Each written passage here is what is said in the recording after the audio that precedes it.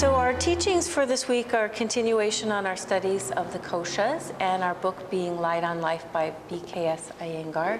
And I had asked you guys to read the first chapter and also the introduction. So just to touch base again on the introduction, it's a very beautiful story about Iyengar's history and how he came into yoga and how it really transformed his life. And I hope all of you get a chance. If you do, go back, make sure you read the introduction. But I also love the introduction because he really talks about what we've started studying, which is the sadhana, this idea that this is our practice. And his translation being that for all of us, this is our quest. And being practitioners, we're also seekers on this path of yoga. And I love how he talks about the depth of this practice for us being both something that's going to make our bodies transform and change, and also that's going to be what gives us energy in our life and inspires us and gives us creativity and passion. And also, as we've talked about last semester a lot, what gives us peace of mind and helps us deal with all the challenges in life, stress and just all the challenges that come up for each one of us on our path. So I want to say again that I always come back to Pattabhi Jois's quote, practice and all is coming, 99% practice, 1% theory, that everything that we really need from this practice has to be found within the practice, that it is in the daily showing up and the weekly and the monthly and the yearly that we do find this transformation and we do find this health that we're all looking for. But giving all of you a place and something to study and sort of a deeper understanding of the practice really is the yoga philosophy. And so for us to be studying the koshas is for all of you to go a little bit deeper into your practice and study the philosophy sort of behind or that supports the practice.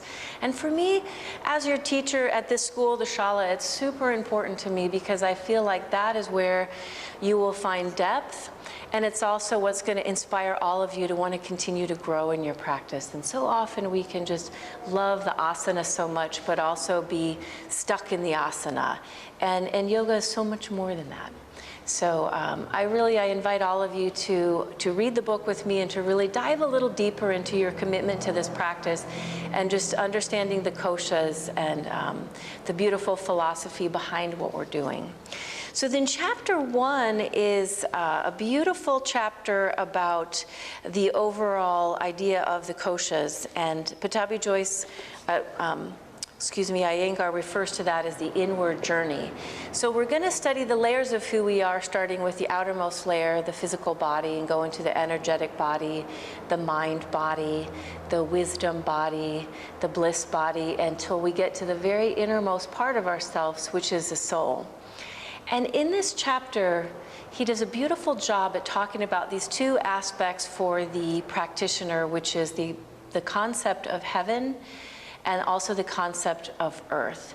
And in those two concepts, we find sort of the whole idea underneath the yoga practice, which is with the philosophical idea of earth, it's all the things that are tangible. It's nature. It's our bodies, it's the weather, it's this building, it's all the things in our life that are always changing, right? Nature is always changing, so that is our earth. It's where we stand, it's where we're grounded, and yet for us as practitioners, we understand that the heaven represents what? Eternal. Yeah. Changing. So it represents for us the Atman, the soul, what is unchanging, what is at the heart of all of this for us is our, I like to describe it, and Iyengar did as well, as our internal compass. And so yoga is this beautiful practice for us where we actually bring these two things together and we marry these two. So we take the solid earth, our changing selves, and we take our heaven self, our unchanging self, and we bring them together in this practice. And I was saying how important that is on Sunday because so often for me as a practitioner and also as a teacher and as a psychologist for years and stuff, I see that for a lot of us, when we have trauma or something happens in our life that's very difficult or challenging, we move quickly to the soul. You know, we move quickly to that connection to the spirit, to our emotions, you know, there it is. Oh my gosh, I'm struggling, you know.